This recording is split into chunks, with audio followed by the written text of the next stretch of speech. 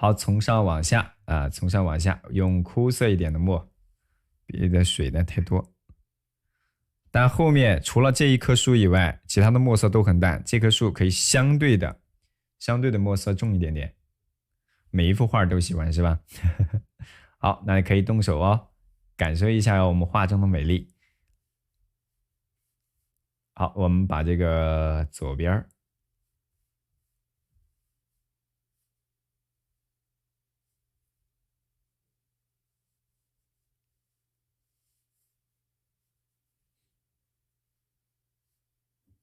好，从上往下把这个大的树枝是吧？有宽有窄的不同角度的树枝，我们给它交叠出来。这棵树相对直愣，那当然你也可以适当让它波折一些，是吧？好，勾勒的轮廓线条近细一点点，求近一点。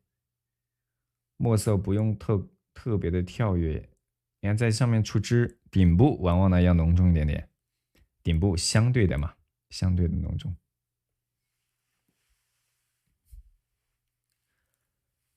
课程1号链接有多少节的回放？目前我们已经更新了20多节，是吧？20多节，然后我们会陆续给大家更新，然后呢，能够我们说至少120节完整的案例的直播，同时呢，会给大家赠送基础的技法教程，永久的观看权限，你不用担心学习的时间，或者说你其他的安排或者工作的影响。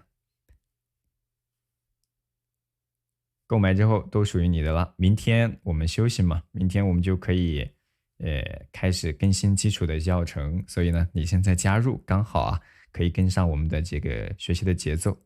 如果你确实是新手的话，是吧？那我们呢就带着你来入门了，带着你入门。像我们这个回放呢，更多是以兴趣的方式，大家引导去表现一些自己喜欢的画面。当然，你学会了基础的技法，那最后也无非也是为了自己能够画出你更喜欢的这种作品，对不对？既兴趣和你的专业都结合起来，或者说系统的去学习都结合起来。好，然后我们再把右边适当的添加一点小树枝，是吧？添加一点小树枝，然后左侧。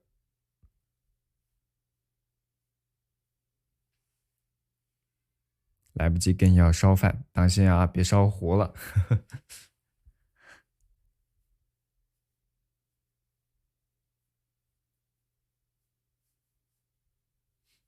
好，左边。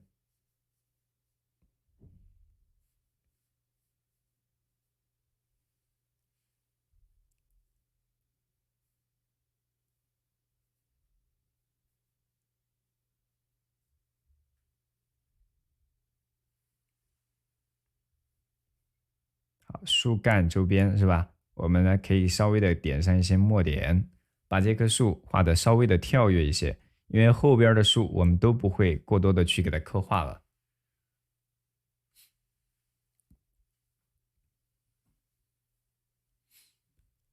好，然后我们再往下方走，再往下方，根部这一块稍微的点上一些胎点，点上一些胎点，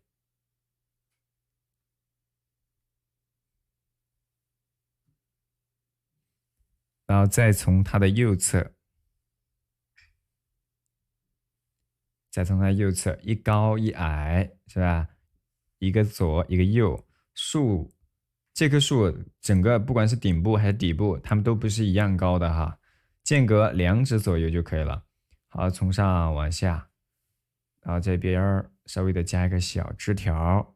如果你现在确实不知道该在哪儿去出枝，甚至于你这个在勾线的时候，我线条都画不流畅，是吧？那么你可以先局部的练一练，回过头来我们跟着回放啊，自己呢再去呢这个什么巩固的去练习一下，画一画。啊，右侧的后方，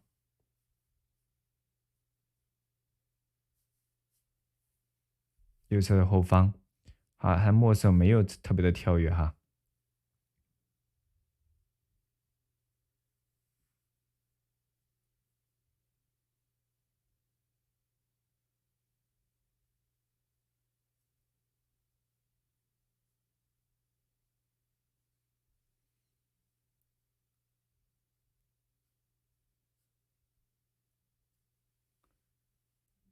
好，穿插出来，是吧？两棵树，然后在这个树的中间，在这个树的中间后方，若隐若现的，是吧？这种单钩的，直接单钩了一些小树苗在后方啊，这种成片成林的，是吧？若隐若现的有一些小树在这个后边啊，看似非常的繁复，其实你画不了多少，画不了多少。然后左边是吧，还有一棵相对明显一点的树，但细节都不多了。这棵树呢，比前方这个树再高2指，高2指，然后离纸张的左侧边缘大约也是2指左右。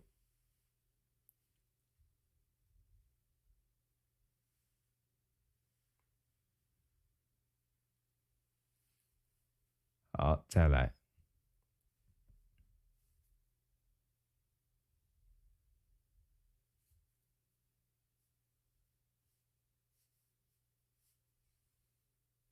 好，稍微的再调和一下比例的墨色。大图看吗？在我们的课程的资料区，我们有这个相应的这个案例的范本的这个高清的图，你自己应该在里边可以看得到。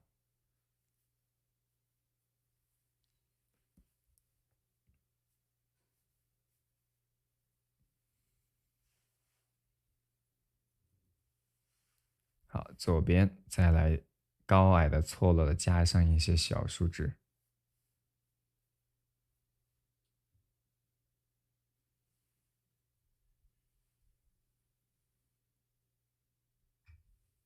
一些浓重的墨色。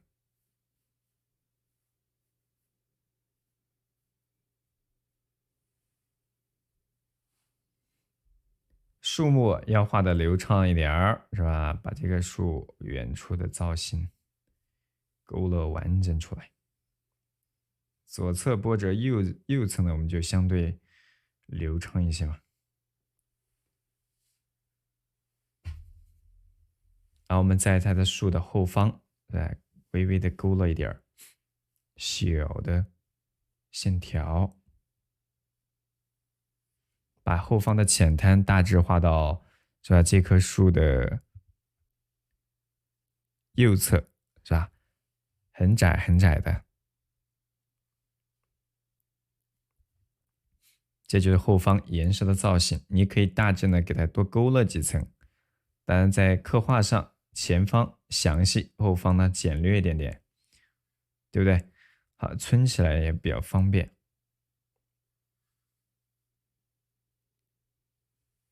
把底部微微的去区分一下，就够了，就够了。这本书在小黄车里有吧？我们小黄车里边有这个，比如说，我们今天会给大家推荐3本画册，一个是陈少梅，一个呢是我们千里江山图啊，还有一本呢就是我们一日，祝你2023年每一天都如诗如画的给孩子的一日一诗，然后一幅画。这是我们呢给大家推荐的2023的一幅日历啊，裸背精装啊，它可以很平整的摊开，它里边有画有诗，还有呢文字的一些解读和释义。当然画册呢，我们一会儿会给大家展示到，有喜欢颜色比较绚烂丰富的，对吧？那我们一会儿给大家看千里江山图，千里江山图原作等大尺寸高清的超清，应该说是超清喷绘，最贴近原作的这种画，这个尺幅的打印效果，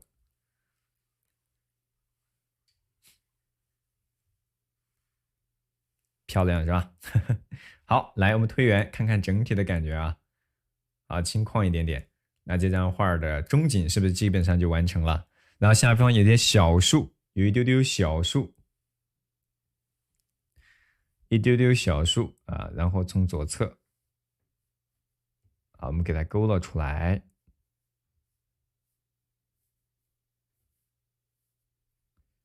是吧？好，一点点的给它穿插出来，有高矮这种姿态上的不同去映衬画儿，它才能看起来更加的这个什么有节奏感。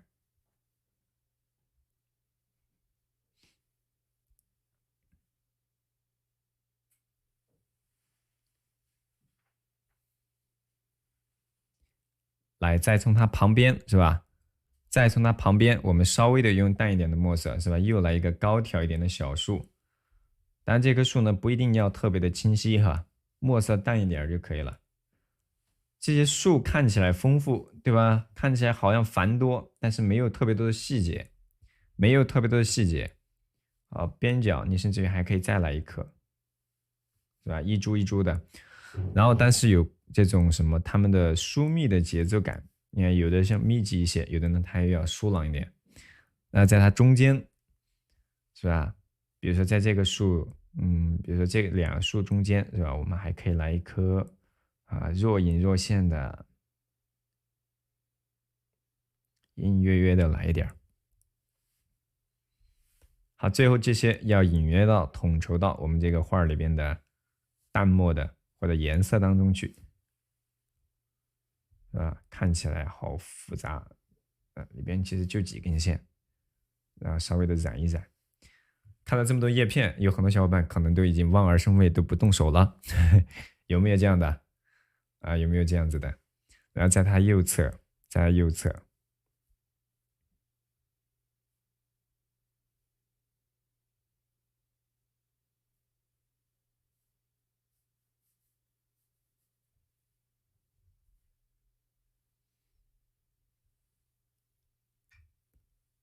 好，点点点。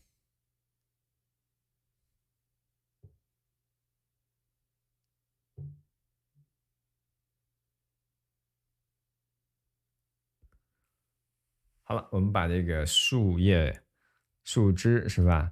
树梢部分的丰富的地方就给它加出来了。这块儿我们配合着后方的远景一块儿去点染、去加颜色，好吧？我们先把后面的远景一块儿画完。临摹的是黄君璧的作品，用的是什么纸？是卷轴还是卡纸？卡纸是卡纸，卡纸也在咱们画面的小黄车里边。这个尺寸呢是65×33的大小，也有66×45的一个大小。好，这块跟上没有？我们可以稍微的等一下大家伙啊。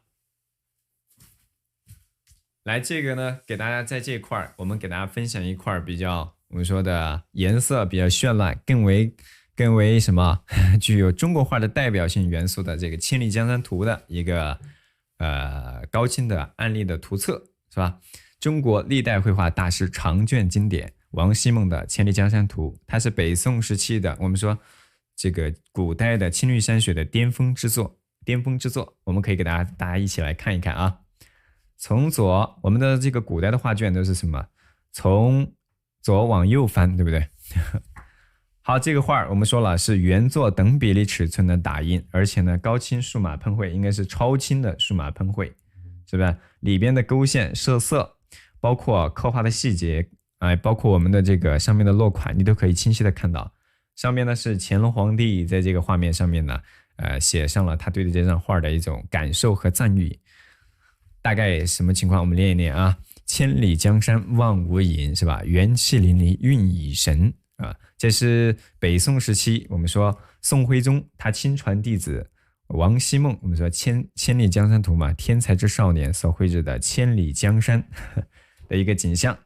那么作为我们技法的研读，或者说我们以后作为收藏，或者说咱们这个自己去观赏了解这张画的细节也好，都可以去感受一下，好不好？在咱们的屏幕上方，大家都可以去尝试的去了解了解。然后左边是吧，有非常丰富的细节的刻画，用的就是我们的孔雀石、青金石，是吧？纯矿物质颜料，也只有当时的官方的画院才有可能呢，给他提供这么多的宝贵的材料了，对不对？要搁他自己的话，你想就得你身上的宝石都得给它摘下来之后，然后去磨制成粉，然后加动物的胶，是吧？调和使用。那像我们今天给大家推荐的这个颜料，你都不用去自己去磨了，自己去这个直接使用就行，是吧？非常的丰富，像这种小的村落和这种小桥啊，包括上面点景的一些围栏，小的动物都会有船只，非常的细密清晰，每一个细节是吧？就图穷匕见的。好，然后我们再给大家简单的看一看完整的这个细节就行啊。然后在我们整个画面，它是我没法完全给它展开哈，因为它是11米多长，背面我们可以看一下它的背面。背面呢有全卷的一个解释对这个作者的大概的生成的一个年份、收藏的场馆、北京的故宫博物院包括这种艺术的特点，还有它内部的一些细节的刻画、工细的这种刻画和千山万壑的布局等等和这个画的流变的一个传承或者说收藏都有记录和介绍在里边做了平面的很多的示意图，对里边比如说生活建筑通用的生活化的场景的刻画，描现这种现实生活，表达心中的情感悠闲自在的出世的文人的追求在这个画里边呢，他做了很丰富的一些介绍，你可以更好的去了解我们中国画背后的一些人文的内涵，或者说它技法的一些出处，好吧？房屋也好，车船洲际也好它都有还包括瀑布也好，所以都给你做了一些同时代的作品的一些这个对比和介绍这种呢是以青绿的方式来着色体现。那我们今天画的这张画是什么样子的？它还是以浅这样嘛，颜色不会像他画的这么的工细，然后厚重，对不对？好，像这样的一幅作品呢，我们以后会带大家临摹到它的一些局部我们也会给大家发它的相应的线稿，能让我们的小伙伴能够尝试动手来画一画，感受历代古人的这种经典的作品，好吗？需要的小伙伴在我们小黄车上方可以来一份作为国风国潮的经典的画作，你值得收藏一本哦。作为新年的礼物也是挺好的。好，这是我们刚刚给大家介绍的这种偏颜色类的。我们今天画的这种呢，你看是以这种点染的方式呢，是简单的塑造，还可以放大了去给它细细的染。放大看一下是吧？一会儿可以再给大家看。黄君璧的画册有是有，但是呢它的价格不够亲民，所以呢我们没给大家推荐。我们先把这个远山给它画完，好不好？然后我们如果时间方便，一会儿呢还可以大家画一个小的一个挂历或者说一个镜片等等都是可以的。好，在右上角，在咱们的这个竖着中间线靠右是吧？我们画一个山石的这个斜坡，山石的一个斜坡上去。那么画的这个远处的山峰墨色自然要变淡了是原尺寸，是对原作的这个原尺寸。以后我们会在这个直播的时候，大家画到它相应的一个局部，因为它全卷10多米然后我们画一个全卷出来的话，我们不知道得画到什么时候去然后作者18岁的时候画的这张作品，他就活了多久？他享年20岁。好，徽宗皇帝的亲传的学生。好，然后呢，再从它右侧，但画局部对于我们现在来讲，画局部你临摹你的难度很低的，是吧？我们可能几个小时就可以搞出它的局部来，也可以是等比例的大小。好，你如果说物流和快递这块不是特别通畅的，或者还不太方便的小伙伴，回个头来可以和客服呢交流，看一下如何来给大家发。好，当然我们最近呢带大家临摹的是更多的是那个陈少梅的作品，因为帮助我们很多小伙伴可以呢去建构最基础的笔墨技巧。右侧的山峰我们大概画出一个山包就可以了，对不对？大概的山包画出来，下面还是要留出一些云烟的一个景象它的墨色非常的少，不需要你浓墨重彩的去给它刻画。勾出一个山石的轮廓，在中间呢适当的皴一皴就行。纸放歪了是吧？那我们让它正过来。好，远处的这个山石的这个山峰是吧？我们也可以给它画出来。大约在哪儿？大约画到我们横着的中心线到整个画面上方的一半是吧？到整个纸张顶部的一半啊，一个斜坡。以淡墨的方式啊，以淡墨的方式，以淡墨的方式，然后啊，我们给大家勾勒出来。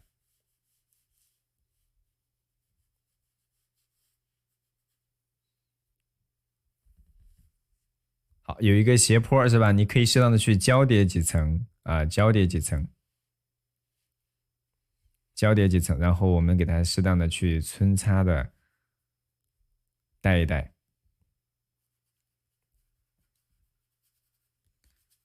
这个时候就不用心疼笔了，该用就用，是吧？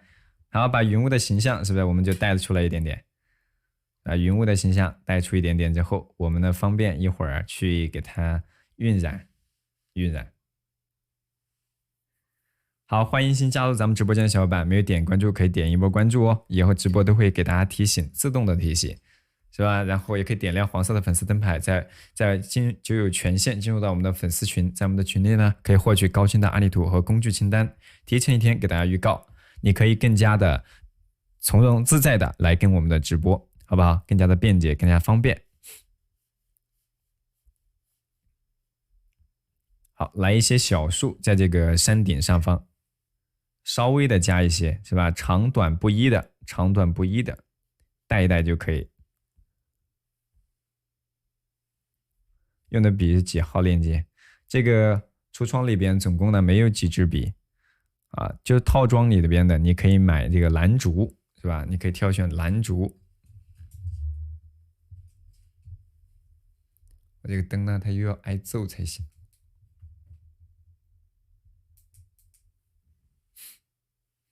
好，在这个顶部有高是吧？有矮的，再适当的给它来上一点儿。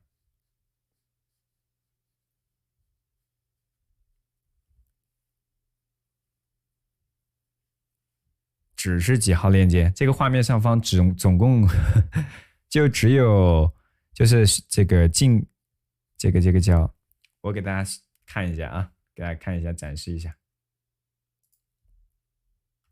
用的这个纸，你可以选择用这个我们屏幕上方给它跳出来的软边的这个镜片啊，软边的一个镜片，还有呢就是我们的这个宣卡是吧？这种宣卡形式都是可以的。根据自己的需要，以后我们其实都会画到，这是常用的一些纸张的规格或者一些形式。好，高矮的错落，稍微的来上一点小的点，稍微的点上一些。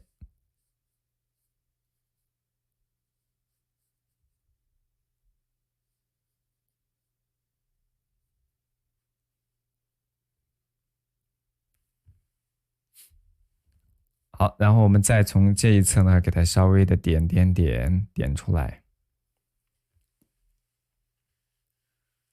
这是山顶这部分，对吧？然后在这个上方，我们用一点相对淡一点的，是吧？高挑的，加上一些是吧？一些小树，左侧也是一样，有高有矮的，来上一些。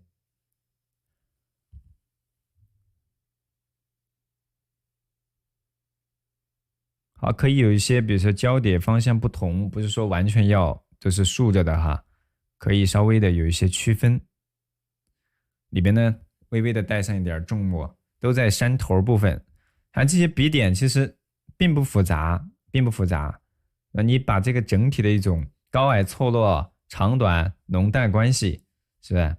大致看起来形象协调就够了。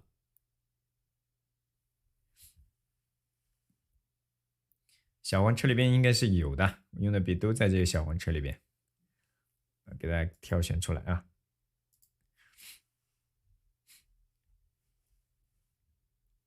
你就可以用我们现在用的这个小红毛，是吧？小红毛都是可以的。还有我们用的一些小号的小号的这个狼毫的笔，小号狼毫的笔，用这个我们勾线的时候呢，可以用到一文。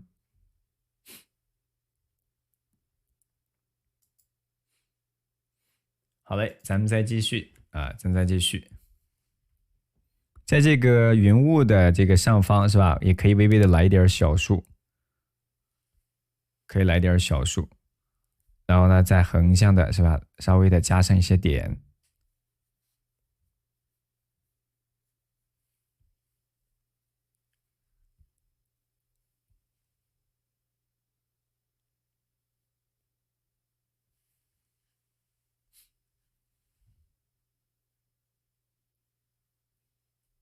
好，然后我们给它适当的去拨折。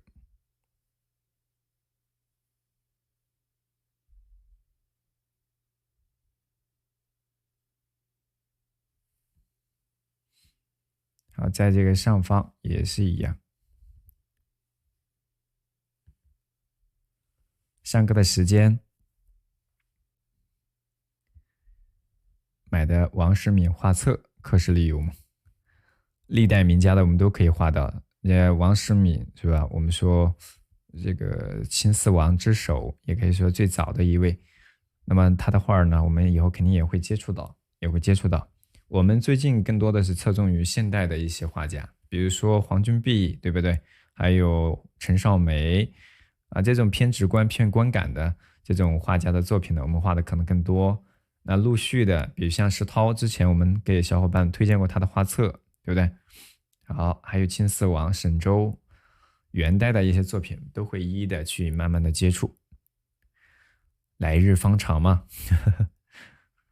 不用那么着急，大家可以呢根据这个咱们的学习的需要，可以跟直播，也可以跟咱们的回放，是吧？哪里不会点哪里。如果你上课确实跟直播不太方便，需要搬砖，没法画的话。好，用淡淡的墨色把咱们的云雾是吧，又来把底部稍微的上下升腾一点点，是吧？搓出来一点。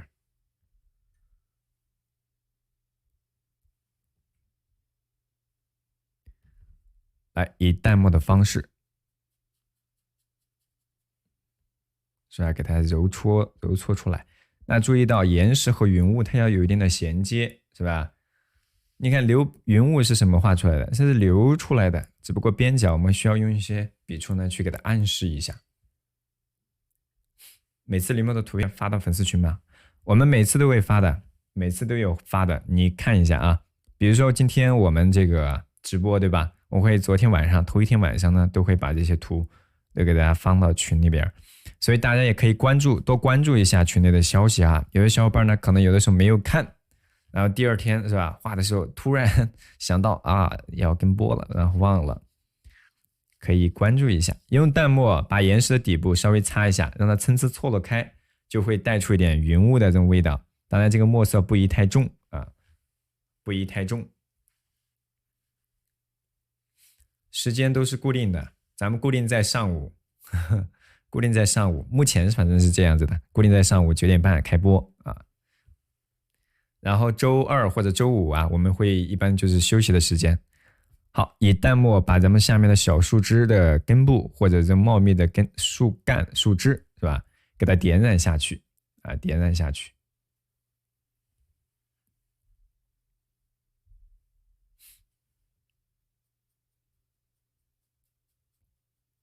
很喜欢他的绘画的风格，对吧？他的画作在海内外呢都举行了很多的展览啊。都举行了很多的这种绘画的展览，所以不仅仅是你喜欢，还有很多人都很喜欢他的作品。来，我们再来把这个它山石顶部是吧，有云烟遮罩之后是吧，有云烟这种遮罩，它会显得更加秀美，而且呢神秘一点点，对吧？含蓄一点点，轻旷一点。然后在底部呢，我们还是要微微的带出一点点它的山石的底部的轮廓，对吧？你可以从下往上稍微的擦一擦。你发现没？这张画其实90%我们都已经画完了，最后点点颜色就可以了，对不对啊？没那么复杂吧？看起来特别的繁复，对吧？实际呢，它并不是的。好，然后我们接下来哈，把这个树林，把咱们的这个树林，是不是用淡墨把这几棵主要的树干的缝隙，或不管是后面的小树，是吧，也好，用这种淡墨稍微的给它擦一下啊，不要擦太重。你可以先不擦，你可以等最后来。你要擦了一会儿可能干不了，稍微的把墨色呢带一带，让这个画儿更空蒙一些，更空蒙一些。原作的尺幅和我们今天画这个案例呢是接近的，它只不过更长一点，它大概画到了，它画的这个长度呢，可能比我们这个纸还要再长一些，大概68左右，大概68左右，其他的都差不了多少。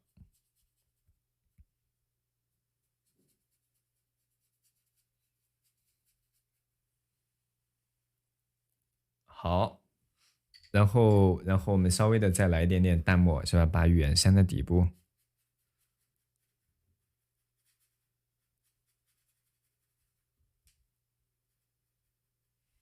好，给它染出来啊，擦染出来。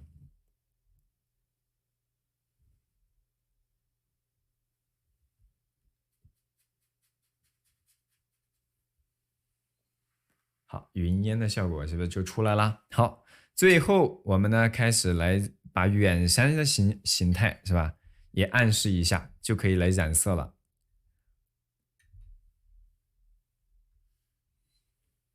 好，我现在用的就是一支小号的白云笔，墨里边加了一丢丢这个赭石，墨里加了一丢丢赭石色，我们可以把远山顶部是吧，大概的轮廓造型，它是一个斜坡嘛，大概的轮廓我们给它勾勒出来，然后中间不要画的一个完全的接上的啊，是吧？不要完全画一个接上的，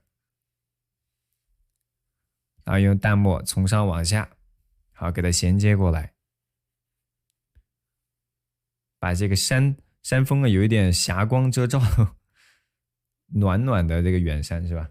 暖暖的远山，依然是底部不能画的太平整啊，依然是要体现的云的姿态的感觉，空蒙点，或者你不知道画云怎么去画，你就直接留白啊，直接留白就可以了。橱窗的笔就是我们的毛笔，所有的毛笔的分类就3大类属性啊，一个是羊毫，就是羊毛做的；一个是狼毫，就是黄鼠狼的毛做的；然后再一个呢就是尖毫，就将两者的毛结合一下。狼毫更硬，然后羊毫呢更软，羊毫蓄水更好，是吧？狼毫呢它更硬嘛，画线条，画这种古画的岩石的造型呢，它可能更加的扎实，甚至于勾线呢等等都比较方便。那么大家可以根据自己的使用的用途或者绘画的这种技法的侧重，你可以呢来选择。我们在那个套装的笔盒里边都给大家选择到，都安排上了。羊毫你肯定是需要，比如说染色的时候你需要用到。好，用赭石色，或者说用一点点咱们的这种淡淡的朱砂，是吧？把底部是吧先给它染了，顶部还要留出一点点来。羊毫就是羊毛，我们说的软软的，对吧？蓄水特别强，那你可以用来，比如说染色、画，像刚刚那种青绿山水，基本上都是要靠我们的羊毫来完成的。这种浅酱更多是以尖毫用的更多，除非勾线的地方。一日一诗是吧？如诗如画。那这种精装的这种日历的效果，其实做的是非常符合我们现在的便捷的桌面的这种展示。它还有一个小的支架，对不对？一个小的支架可以摆放到那儿，每天你可以扯掉一页都是可以的，是吧？过完一天扯掉一页都行。它是胶装的嘛，胶装的。那这个是亲子装是吧？让我们优秀的传统文化呢，可以在国学的少年心中生根发芽。然后接下来我们用颜色来点，用这个颜色是吧？依然会用到朱砂，朱砂的颜色加一点这个赭石，来把我们的树叶给它点出来。赭石加一点点咱们的朱砂色，在咱们的这个树的中间部分给它点染出来。这块的树叶是吧？浓重的墨点呢，它没有前方这么的多啊，没有前方这么多。但是树的姿态它还是要比较茂密形象的。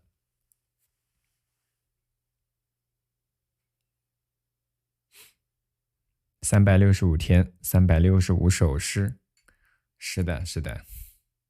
然后我们再来从上往下，从上往下。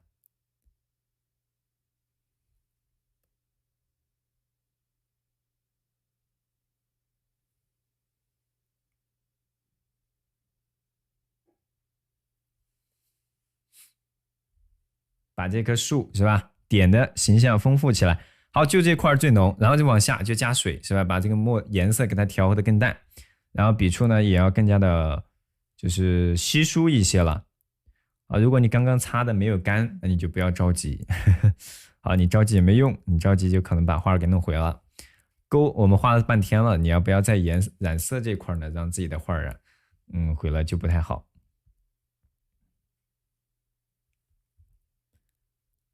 这谁的画？我们已经给大家说过很多遍了啊。这会儿大家画的这张是黄君璧的作品，黄君璧是吧？20世纪是这个著名的大画家啊，著名的大画家，而且呢也是教育家。在我们说10年前的今天，中国美术馆设立了这个黄君璧的奖学金。11年前啊，2011年。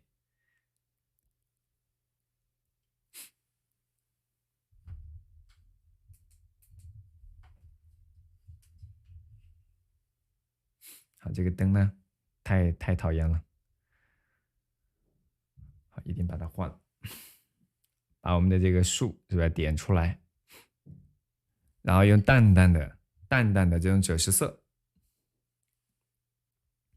最近画的系列，是的，前段时间画的比较多。最近呢，这段时间大家画的是这个陈少梅的，可能要多一点点，对吧？陈少梅她的画册，也在我们橱窗的下方，你可以有实物的参考。她的画对于初学而言呢是比较友好的，而且视觉效果、观感等等，那都可以更好的去着手，因为她的画更古，是吧？有这种传统古人的古味儿。因为他10多岁的时候呢，就开始10几20岁的时候呢，他就临习古画呢，就达到了很高的成就，达到很高的成就。所以他的画作，不管是写生也好，还是他自己在临摹创作、临创，都有很强的这种古意，是吧？我们古代有一句话论叫"若无古意，虽公无益"，对不对？所以他肯定是沿袭了这种，沿袭了这种这种思想的这种创作的方式，对吧？是一位20世纪的大美女的老师。好，名字呢我就不说了，你们知道就可以了。山顶咱们是留出来了的啊，留出来我们就用刚刚的这个石绿，对不对？就是石青嘛，就是石绿啊，石绿就是我们所说的你这个12色颜料里边的3绿这个颜色。稍微调和了一点点的，一丢丢的我们的赭石色，让它的纯度更低，把远山的山头是吧带上去，冷暖相间是吧？冷暖相间，稍微的带上一些就可以了，在颜色没有干的时候相互的晕染。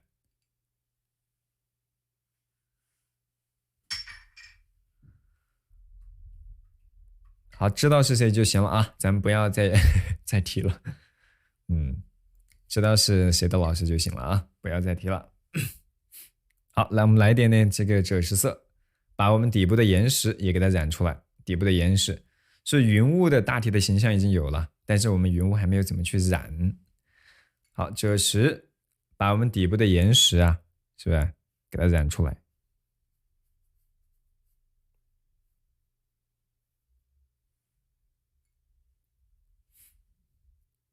好，欢迎新进入咱们直播间的小伙伴，没有点关注的可以点一波关注，点关注不迷路，每次直播给大家自动提醒，是吧？你也可以呢，在我们的点亮黄色粉丝灯牌，就有权限进入粉丝群，获取我们高清的案例图和工具清单。在我们群内有志趣相投的小伙伴，每天呢相互的交流啊，共同的进步，让你学习呢并不孤单。好，淡淡的赭石色，把我们的树干和背景是吧，都给它染出来，也跟刷墙一样是吧？好嘞，然后我们呢再把左侧给它稍微的擦擦。每一天我们都会提前把这个高清的案例图啊发到群内的，啊，直播的通知也会每天在我们的学习群内、班级群内都会给大家通知一下的哈。左下角重重的赭石色是吧？浓浓的赭石色，好，已经染出来了。包括像这种树叶中间，我们都可以用点赭石，是吧？稍微的晕染，好，让它显得丰富。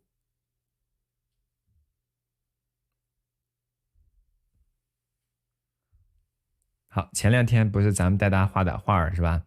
比较灰是吧？有小伙伴说，老师你给我们点颜色瞧瞧，啊，今天这不就带点颜色让大家瞧瞧吗？好嘞。我们呢，把这个画大致的视觉效果啊，就给它带出来了。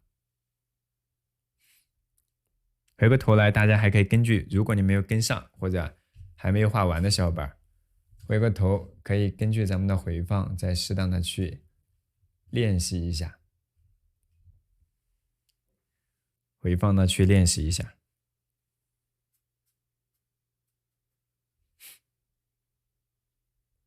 好，这些树叶里边，我们都用点淡淡的赭石色，它只要有一点能区分开就可以了，只要能区分开就可以。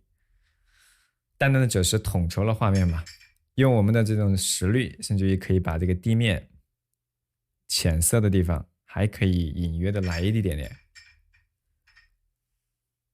是吧？冷暖互补的，稍微的添加一些。树干里边就不用了啊，就是石面上面。石滩上方，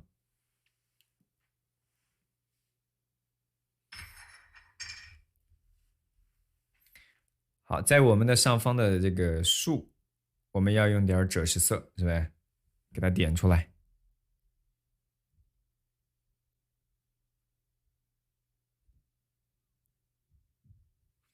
好，给它点出来。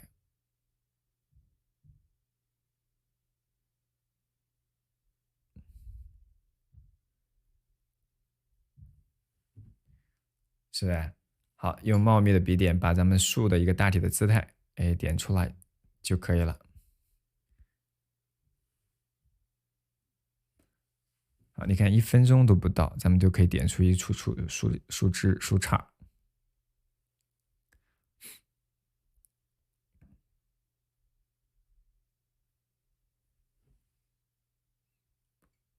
这是我们刚刚给大家讲的，自然的深处才有的这种悠闲和宁静呐。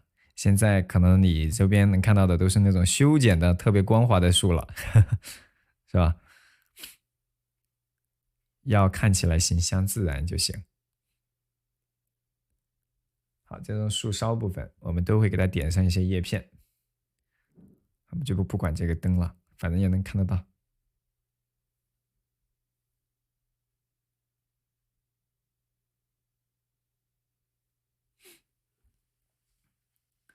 好，颜色就更加的暖了啊。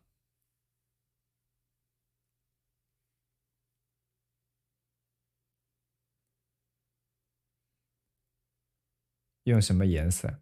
就是咱们的赭石色，赭石色里边淡一点，可以微微的来一点这个什么藤黄在里边，都是可以的。啊，都是可以。好嘞，下方还没有干透，大体的景象呢就是这个样子的。我们呢可以调转过来，让大家看一看我们整体的画面的一个视觉效果。好，这张画画完呢，如果大家还想画，我们可以带他画一个小的，大家画一个小的作品，好不好？我们调转镜头过来，让大家看一下，可以截个图，截图小伙伴可以呢转发到咱们的群内，转发到咱们的群内，卡的话刷新一下。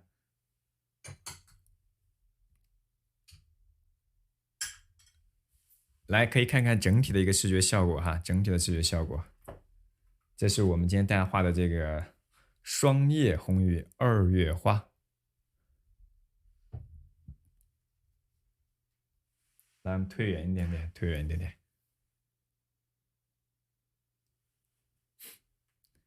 好，这是我们大致的绘制一个景象哈。回过头来还可以去丰富，进一步的去调整，在右上角去落款就行。你们想要再画一张吗？人没画，那个点景那块没有干透，没有干透。再一个呢，我们回过头来可以画的，把云画坏了。为什么是云画坏了？好像这种点景的云雾啊，也不说是点景吧，云雾、云水、瀑布、亭台、楼阁、点景的人物，以后都会在我们的基础的技法教程里边呢给大家讲到。这是我们选购我们的回放的这个课程之后啊，给大家赠送的基础的系统课程，让大家能更好的去理解。专攻这幅画，对吧？喝口水，对吧？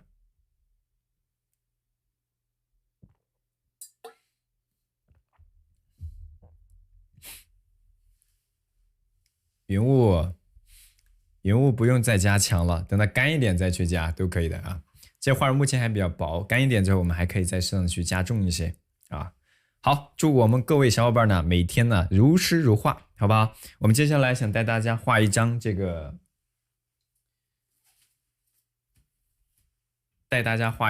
黄君璧，不对，这个陈少梅她的作品里边的一个小品，叫《江上行舟》，对不对？本来想画一个挂历的。这样画一个挂历的是吧？很多小伙伴可能手上没有挂历，但是呢，我们可以带大家画一个小的一个近心的一个尺寸的作品啊。下边的30还可以加重吗？可以的，可以再村一村，还可以再加重。你们想不想画这张？这是我看到比较景况啊，比较舒适，而且呢，画起来也比较容易上手和简约的。点景的小人，我们一会儿可以给它完成，可以画出来。大家很在意这个点景的人物啊。好，想画的来敲个数字666，好不好？挂历呢，今天我们这个你也可以把它画到挂历上，我呢用另外一种纸给它画上，好不好？这是陈少梅的画册，最近我们都在画它。如果想要再多跟一跟，多画一画，或者说想要来了解一下系统的基础的笔法的，可以入手一册它的这个画作啊。那是上世纪20世纪的经典的一位大师，年少成才，所以称之为少梅，是吧？少梅，他的这个传统功夫很好，对于他的观感视觉效果，对于我们初学的小伙伴也很友好，好，然后接下来我带大家来画一个他的这个侧页，好吧？然后我们用的这个纸啊，就是这个静心的这个宣卡啊，静心的这个宣卡，它是比较复古的哈，仿古色。然后把这个它的图片给大家放到屏幕上方，可以跟着我呢一起来临摹一下，好，可能相对暗一点，但是呢还是比较清晰的，还比较清晰的，对不对？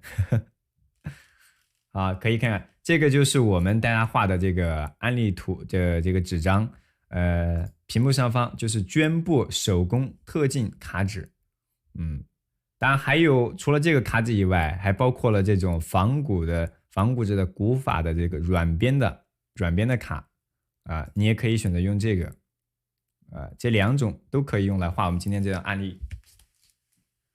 我可以给大家简单的展示一下我用的这个纸张，对不对？这个静心儿，很多小伙伴呢说，老师你可以给我们准备一点这个，我以后自己出门是吧，也可以用得上。来，我们给它推圆，大家可以看到，它有一个包装盒，是吧？有一个包装盒，然后呢，把这个镜片的这个软边的卡纸呢，这个包装在里边。这个纸张是软卡，对不对？它比较柔软，边缘呢，它还给它包了一层纸。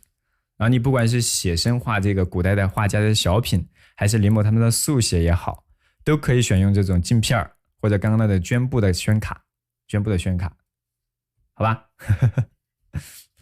好，我们可以尝试一下啊，你可以自己根据需要，这样出门写生或者是采风，准备一份这个都是比较合适的，33×45的一个宽度啊，复古的纸装这个纸板的，然后加布的这种装帧的方式，然后有一个绷带可以给它衔接起来，而这个宣卡呢，它是直接着纸，直接这个展示在这个屏幕上方的。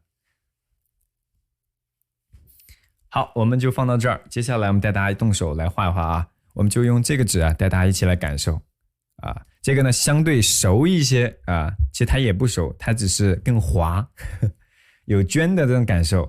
很多小伙伴以前没有画过绢它是一种布料，非常的平整，而且光滑。拿出咱们的墨汁来，然后我们拿出一个干净的碟子啊，大家一起来皴擦和塑造咱们这个今天的案例。这张画时间很快，多大尺寸？33×45，这个画的我现在画的这个案例，这不是熟绢啊，它是生的，还是比较生的，大家可以跟着我一起来动手感受一下啊。这个就是我从画册上拍的一个照片，放到这里的啊，放到这里的。好，大约画到哪儿？在纸张的底部这一块，对不对？纸张的底部这一块，我们呢就来勾勒它的颜色的这个轮廓。墨色呢它比较浓重，一定要注意水分哈。我这个也是生的哈，水分一定要控制好，墨色可以浓重。小黄册里的画集。好，再从上往下，是吧？勾勒一个大体的颜色的这个轮廓造型，这非常的墨色，它非常的清晰，它不会往两边晕啊，但是呢，它这个呈现的墨色效果呢，非常的沉稳。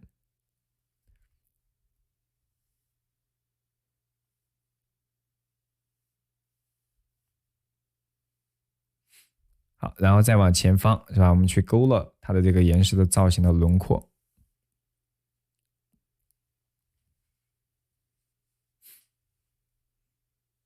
这是大的一个形态嘛。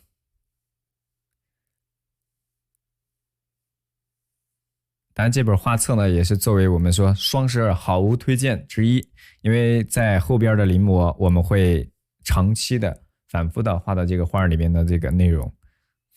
可以让自己在临摹的时候呢，多一点这个实物的这个参考。那么你自己在平常或者说跟回放啊、练习啊，也会更加的方便。以浓重的墨色把咱们的轮廓大体呢勾勒出来了，对不对？好，中间稍微的添加点小的细节的交叠。陈少梅的这个画册就在咱们屏幕的下方的小黄车里边就有。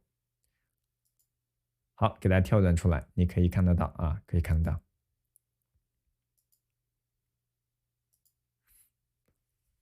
好，岩石的造型是不是勾勒出来了？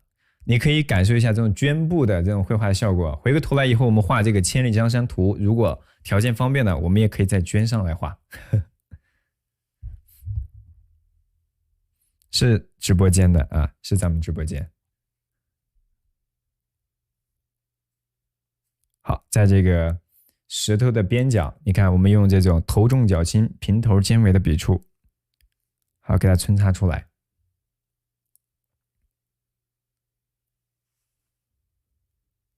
原画在哪看到？这个原画就是我们说的这个陈少梅的画册里边的，我就是在这个画册里边拍照放到屏幕上方，大家一起来画的。33×45的一个大小。复古仿古的这种宣卡的镜片纸。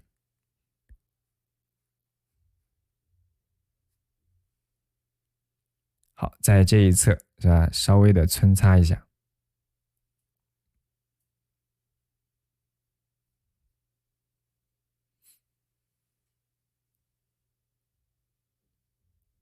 好，在右边是吧？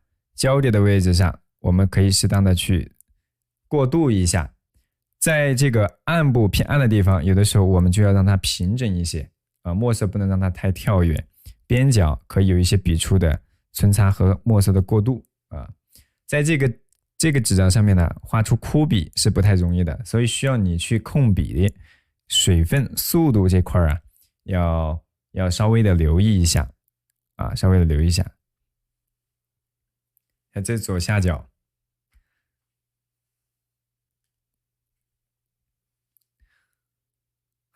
不做饭是吧？画不出这些仙气儿来，饿一点就应该就可以了哈。啊，可以来试一试，感受感受。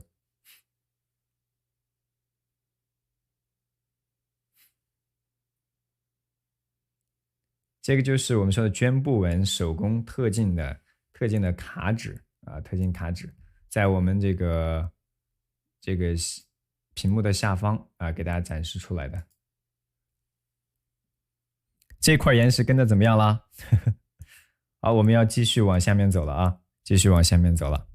这是给大家推荐的一些你们以后会常用到的一些纸张，然后再往后方走，再往后方，从下往上，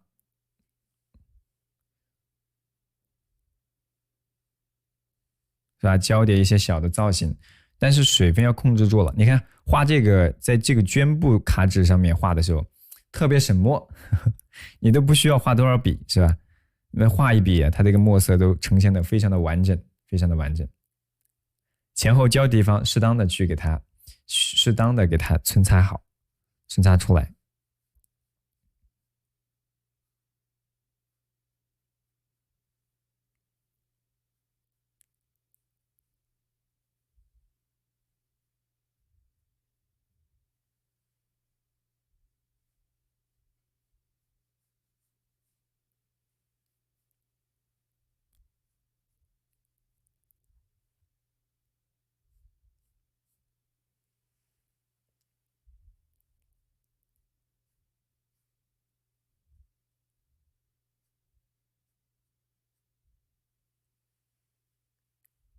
好，在前后交叠这儿是吧？给它适当的去衔接过渡一下，包括底部这里也是一样，不能只是一个大的轮廓线在那儿是吧？没有墨色的衔接，它就不太合适了。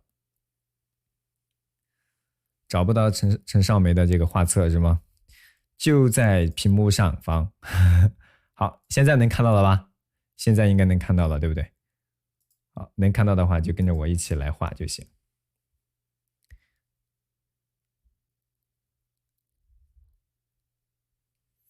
这块有没有跟上？有没有跟上啊？然后接下来我们再从上方呢去适当的点上一些胎点，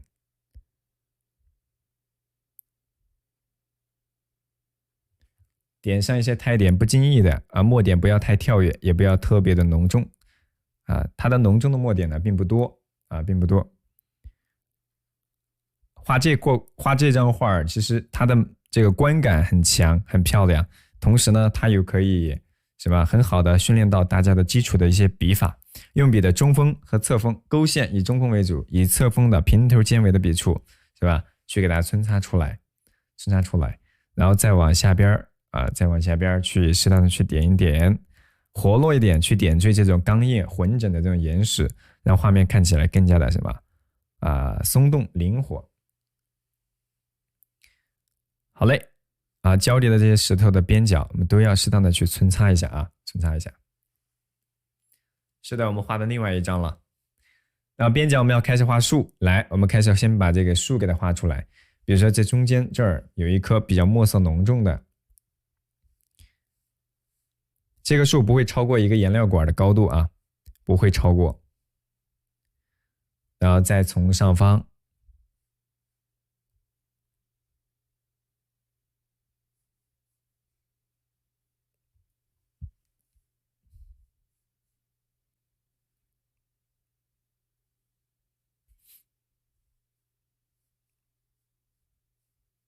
好，把这个树干、树根呢，给勾勒到这里。好，穿插开，然后边角层次的错落出来。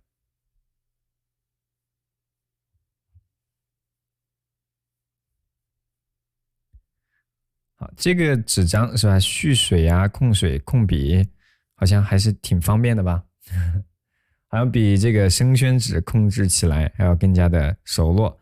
啊，以后我们在画这个一些小品的时候，我们后面会带到画大很多，比如说一些大家的写生的雷雄才、陆延绍他们的小品的册页，我们呢都会陆续的给它画到。比如说工细一点的，我们就用这种纸；那么粗犷一点的呢，就用刚刚给大家看的那个用盒子的布盒、礼盒装的那种纸张、镜片纸来画。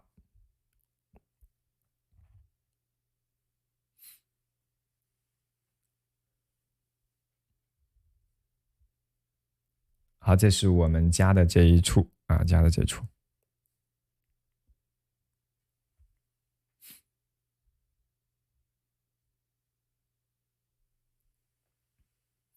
没有了吗？没有了，你就可以选择用咱们的其他的，用这个我们说包装盒的那种包装盒的这种软边的这种卡纸啊，这些卡纸也是我们以后会常用到，大家临摹古画的一些写意性更强啊、更活络、更现代的一些技法的绘画的作品，尤其比如说像那个黎雄才，对吧？还有陆延绍他们的作品。这个树，我们中间画一棵树呢，比较高挑点，最高的点大约画到横着中心点，大约在横着中心点，主要在左侧部分。最右边大约就画着竖着中心线的位置。树一高是吧？大家可能就不是那么的轻松了。画这棵树的时候，树梢可以浓重，但是呢，越往下面走，它是越来越淡的啊，越来越淡。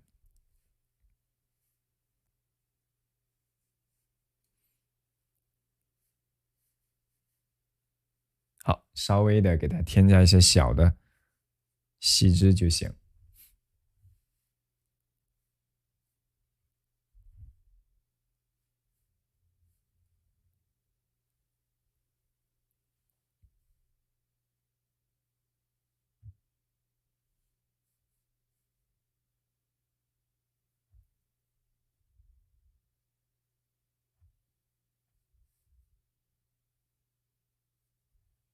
好，出一些枝，它这个方向或者说角度啊很活络，那么我们可以灵活一点安排你自己的画面，不一定要完全一定要是吧，跟这个画原作呢一样的啊，那样的话可能太过于苛刻。你可以根据我们画面的这种疏密啊或者关系啊，去给它布置出来。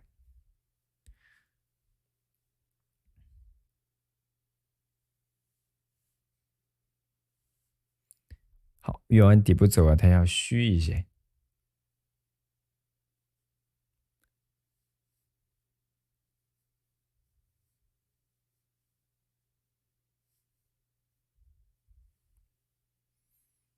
左边这棵树啊，相对淡一点点哈，右边那棵浓一点。好，把主干给它接下来，接到咱们的这个树的后方，这个石头的后方，是吧？衔接下来，这是一个枝。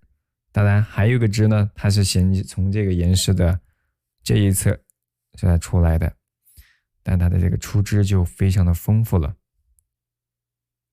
好，带一带就可以。左边还有一大处的这个树枝的这个需要去给它刻画。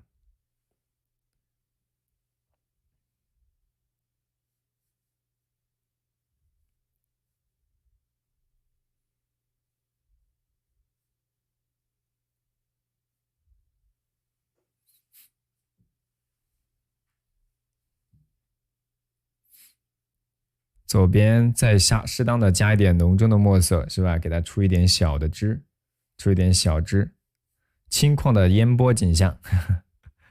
好，最突出的这些小细节，我们呢就要给它添加完整了。在边角不经意的地方，是吧？添加一些小的枯枝树木。工细严整，比如说画的这个陈少梅的作品，用这个纸呢去感受他的小品呢，是很不错的。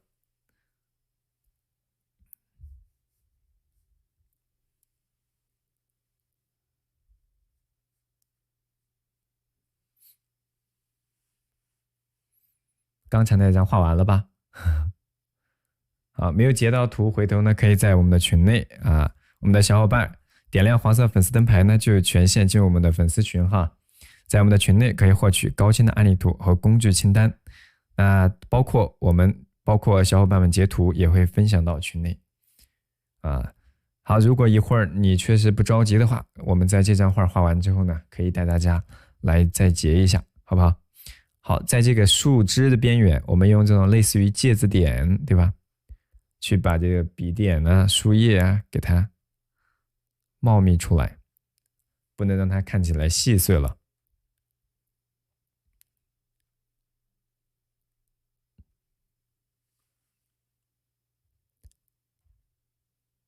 练1年，好，回放永久观看啊，永久观看，不仅仅是1年，你什么时候方便，你什么时候看。当然，你得空也可以来跟直播啊，跟完直播，跟上我们一个整体的节奏嘛。你需要一个训练的强度，或者说一个练习手感的一个时间的过程，不是说只是自己去看回放啊，只是自己去看回放呢，多多少少有点无聊了吧啊。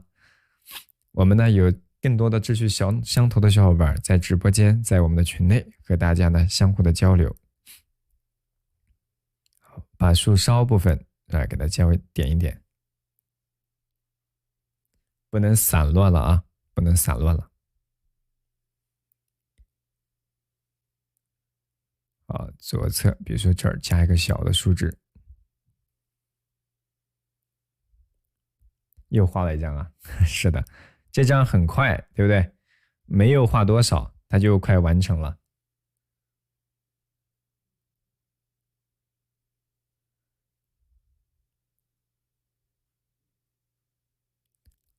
叶片可能有的时候是大家在处理的时候呢，显得容易琐碎的时候，我们说一定要注意到它的一种笔触的大小这种交叠关系，包括这种疏密的节奏，是吧？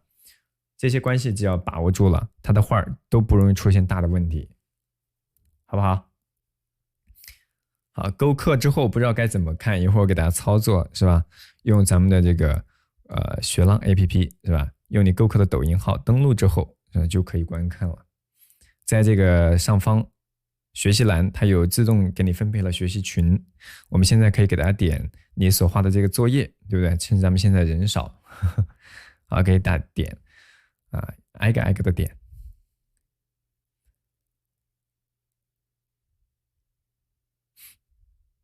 把你画当中的那相应的问题呢，给你找到，让你更便捷的去调整和修改。下次呢画的时候呢，就避免出现这样的问题了。好，这棵树大体呢画到这儿，中间稍微的来点浓重的墨色，对不对？我们说要有一定的浓淡虚实，叶片也不例外。那会儿没有画完，我们一会儿呢再带大家看一下。好不好？好，在这一侧。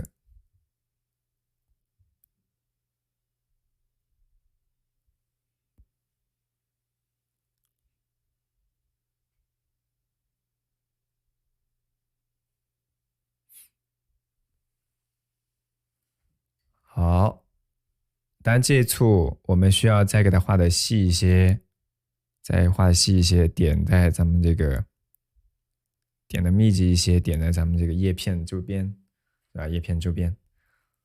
好，现在完成了一半了啊，小伙伴们完成了一半了，其他的画起来就非常快了。左边我们要画一棵柳树，对不对？左边再画一棵柳树，这个柳树的枝条我们可以用到昨天给大家展示的这个伊纹，很多小伙伴呢都选择了用伊纹这个勾线笔，对吧？伊纹的勾线笔，它的整个用笔，它的毛的粗细呢，它是比较适中的，就是说也不会特别尖，也不会特别的钝啊。然后就画我们这种树枝画我们的这种树干，都是不错的啊。我们一起来画一画这个柳树。我说画树难画柳，确实画起来有困难的小伙伴先局部的练一练，好不好？好，柳条我们在画的时候墨色呢相对浓重一些相对浓重一些。从它的左侧是吧？把这个柳树的一个姿态给它体现出来。当画树的时候，你看我们转折它是比较硬挺的。刚刚有同学说这个画有马远的那种绘画的风格，对吧？对，马远他们的绘画风格呢，成为了一个时代的一种标志。用线呢像钢丝儿一样，是吧？用线像钢丝儿一样，沉稳扎实、厚重。当然，当中稍微带一点点柔曲的线条，怎么去体现柔曲？就带点弧线嘛，无规正尺。好，可以成为咱们桌面的小摆件。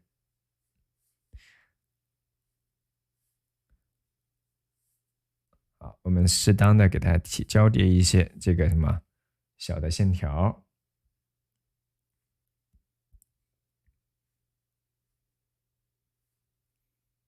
推进一点，推进一点。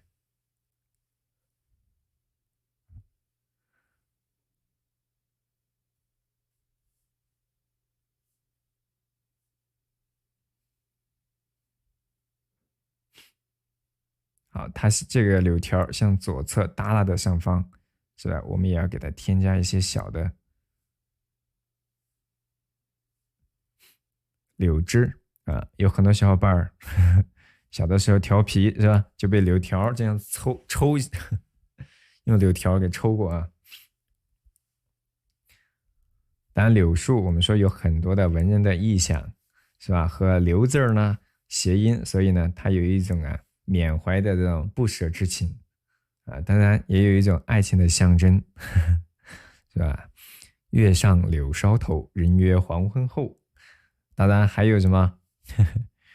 我们经常讲说女性的这个眉毛，或者说腰，是吧？跟咱们的柳树啊、柳叶眉婀娜的柳条一样的身材，是要来赞誉女性的这种美丽。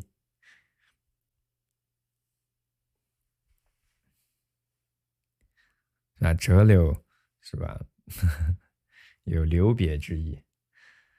好，从上往下呢，上边粗，下边细一点点兼顾一定的长短的节奏，不要都画的一样了啊，不要都画一样了。老师肯定有过，你说挨揍吗？我也说小伙伴们。好，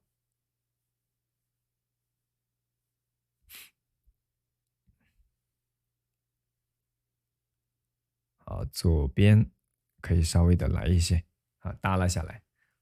好，这就是我们的画的底部这一块。推圆，大家看看整体的一个视觉效果啊，整体的视觉效果，来一点点淡墨，来一点点淡墨，在这个树的下方，对不对？用淡墨，你看水大了，它晕的也挺快的。我们点上一些像类似于像植被也好像杂草也好，这种点，当然它们的重叠或者说疏密的关系呢是比较明显的。好，从上往下，从左往右可以把这个岩石进行一定的过渡啊。当然淡墨可以擦一擦，把我们的岩石底部给它衔接起来。好，当然我们的这个树梢部分，柳树的树梢部分呢，我们用淡墨给它擦起来，稍微的擦擦，你也可以最后留出颜色来染，用颜色来染。啊，那么这种我们的这种画册或者说这个镜芯这种复古它有一种单薄的岁月的痕迹，对不对？一种回归的一种质朴的一种纯真的感受，很有质感也很有这种复古的这种味道。那么你可以用来画这种古画的小品等等它都是挺好的，都挺好的。好，浓重的墨点，点在我们的这个山石的顶部，是吧？稍微的来上几笔就行不用特别多。好，精细的地方嘛，我们就画到这里这一侧也是要稍微来点跳跃的这个墨点，它不会特别明显，就浓重的墨色不会特别明显。它是适当的有一些就行。好，欢迎新进入咱们直播间的小伙伴，没有点关注的呢，可以点一波关注哦。好嘞，然后在上方啊，在这个上方走啊，我们再往上方走，右侧其实还可以添加点叶片啊，右侧添加点叶片，来点淡墨。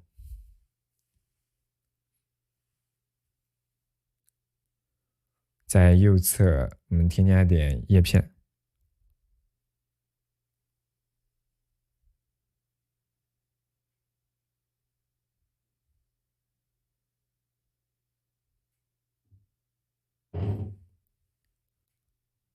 好，给它点到这儿就可以了。边缘不能全都是碎开的，你也可以平整一点点，有些地方。来画远景了啊，远景很快，对不对？啊，这颜色挺淡的吧啊？画远景就很快了啊。远景我们先不画这个一叶扁舟，我们就先把这个山峰是吧，斜坡的山峰给它带出来。从这个山顶的右侧大概一个颜料管吧，是吧？右侧一个颜料管的位置啊，我们用这个不是完完全全顶着顶部的哈，还是离顶部有一定的2指的距离左右。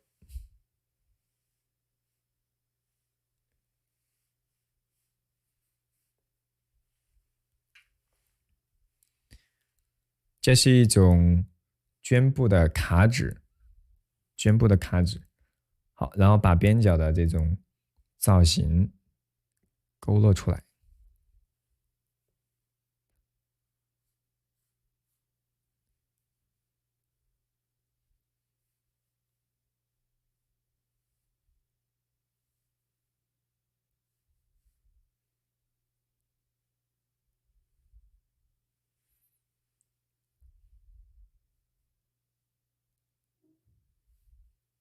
好，底部我们直接是用淡墨给它擦出来的啊，直接是擦出来的，然后参差的错落开，然后在它的上方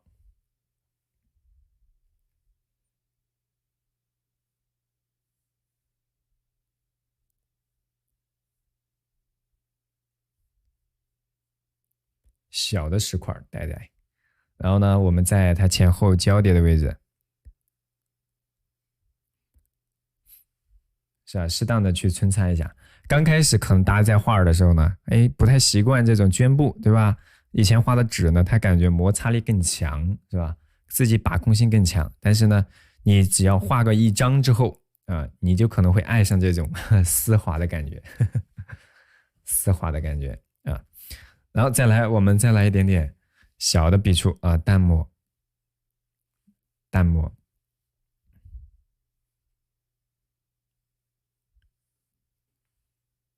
交叠一些小的参差的这个小的起伏的边缘，然后同样在它底部，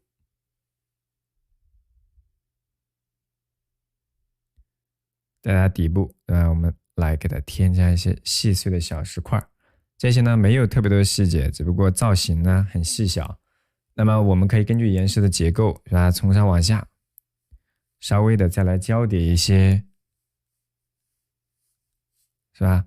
然后根据前后的交叠，同样我们可以给它适当的去皴擦一下。皴的墨色，你只要不散乱，它都可以协调起来。好，是吧？侧锋的嘛，然后墨色很浅淡，然后呢，为了区分开上下甚至于左右的关系，我们呢可以给它适当的去皴擦一下。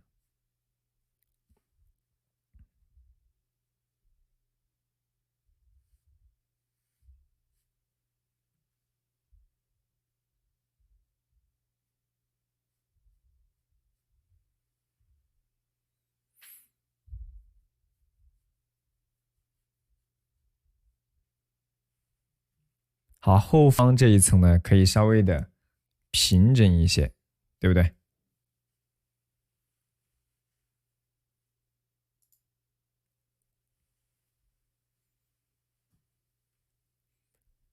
底部是吧？适当的去皴稍微有一点点笔痕是可以的。然后包括边缘，我们去给它擦的时候，是吧？它是不是比较平整的？那墨色可以淡一点，平整的给它过渡的丝滑，一块浑厚、浑整的石头呢，我们就给它大致的画出来了。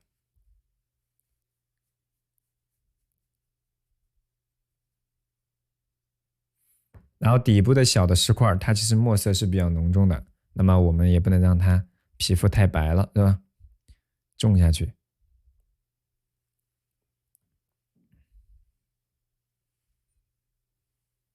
好，由下往上。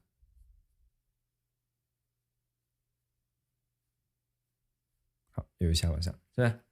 好，把这个山顶的上半部分的山石，是吧？就给它带出来了。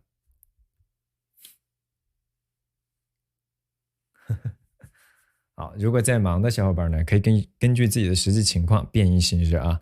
不着急的小伙伴，那你可以看着我们把这张画的效果画完，也可以一会儿让它截个图，好不好？好，然后需要这个我们所绘制的这种材料的纸张啊，也在屏幕下方的小黄车里边，可以用现在的这种包边的这种软卡，我们还会画到一些比较偏深作品呢，更加具有写意性的画。好，顶部我们来点淡墨，顶部来点淡墨啊，把这个山丘是吧，远山的造型给它体现出来。它只有一个大体的形象，一个轮廓，没有特别多的细节，所以尽量让它平一点点。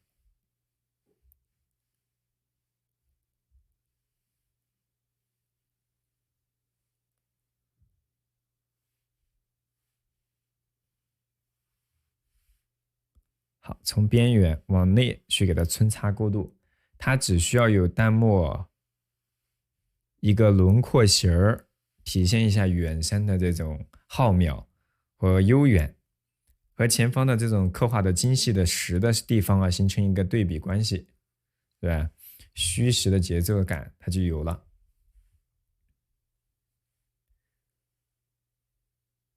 有点像绢的感觉。刚才说了，就是咱们的绢布的卡纸，在我们的小黄车里边也有。刚刚好像说没有了，已经卖空了，是吧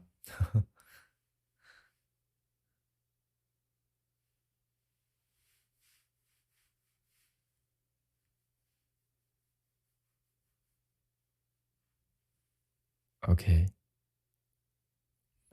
没有关系，以后我们还会经常画的这些画的啊。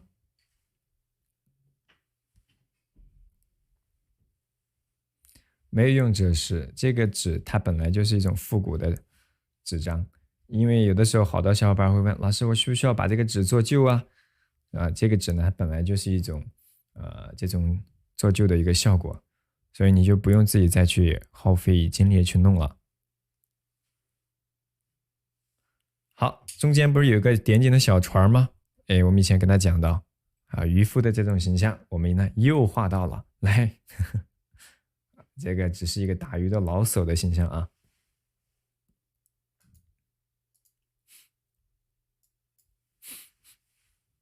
用淡一点的墨水分也要控制好，在咱们这个石头下方差不多对过来，我们有一个小船儿小船儿。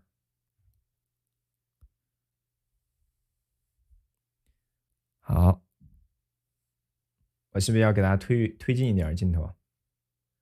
推进点吧。都吃完了是吧？可以的话可以边吃边看也可以的啊。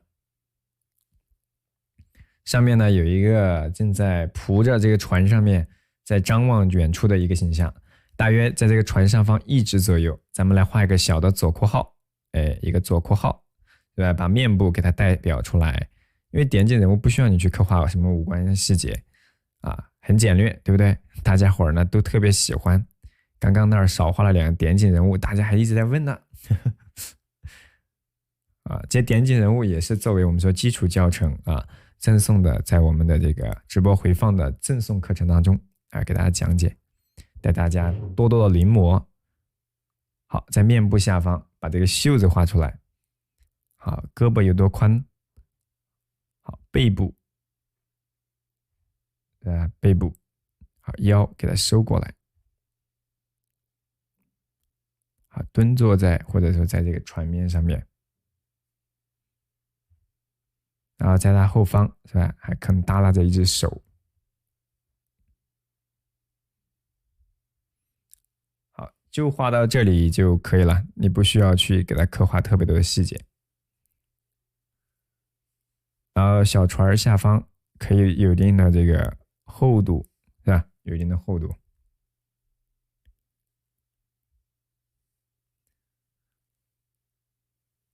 然后在这个小船上方有一些，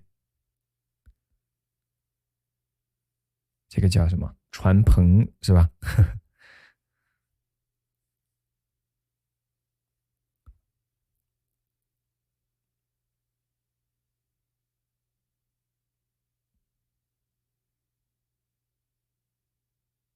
稍微的给它编织一点点网。好，那么像这个船身上面呢，可以来一点点这种甲板的线条，甲板的线条。好嘞，我们呢给大家推远啊，给它推远，看看整体的一个效果哈。好，大家画出来了没有？这是我们带大家画的这个一个清江的一个景象。咱们退远一点啊，退远一点点。好，需要的小伙伴可以截个图啊，可以截个图。当然，这个里边呢，我们可以再点一点那个小的点，让它看起来完整一些。比如说从左边，我们稍微的用淡墨把岩石浓重地方再给它擦一擦，再来点淡淡的墨色呢，把咱们的这个树的边角是吧，点一点，看起来风貌淡淡的啊，要淡淡的。哎，大家画累了没有？可以呢，站起来活动活动腰啊、脖子、手。要是酸了呢，确实劳逸结合啊，劳逸结合。用的是一只狼毫，用的是一只狼毫。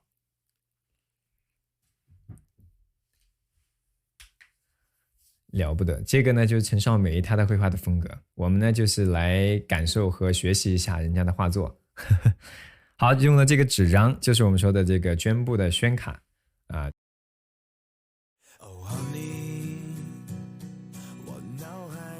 好了，各位小伙伴们，拜拜，我们后天再见，拜拜拜拜。